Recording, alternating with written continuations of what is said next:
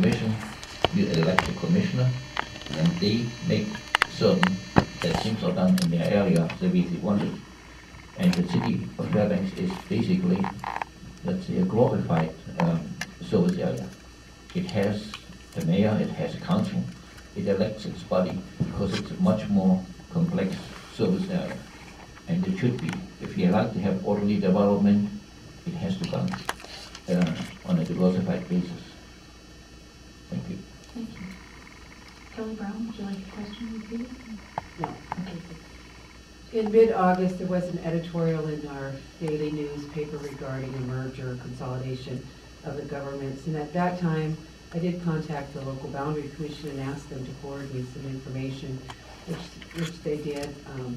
One interesting was an article entitled "Promises Made, Promises Kept," and it was a review of consolidations in this country, and I found it really interesting to find that only 37 successful consolidations have occurred in our country since the 1800s.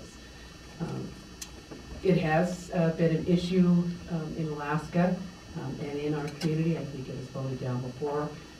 I think it will come back again. People talk about it, but I think that if the consolidation effort will work, it needs to have a compelling economic reason for both the city and the borough, and a cost savings that the residents can see.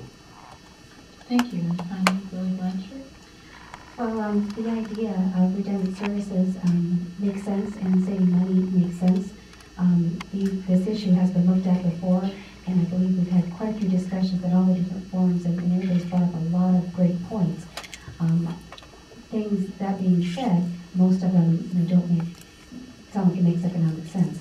One of the concerns I have is if you look at the borough doesn't have all the powers that it would need that the city currently has. Take, for example, the police protection. Currently, the city covers the city area, and the state troopers cover the majority, well, the rest of the borough area, all the way down to Delta, past the borough, and all the way down to Tanana. How we handle, that by, the borough now having to have, new powers, and the costs of that, we have to be absorbing that right now. The state covers that. So there seem to be so many cost issues that it doesn't seem it would make economic sense. Only if it did would it, the merger or the consolidation unification make sense. Thank you. Thank you.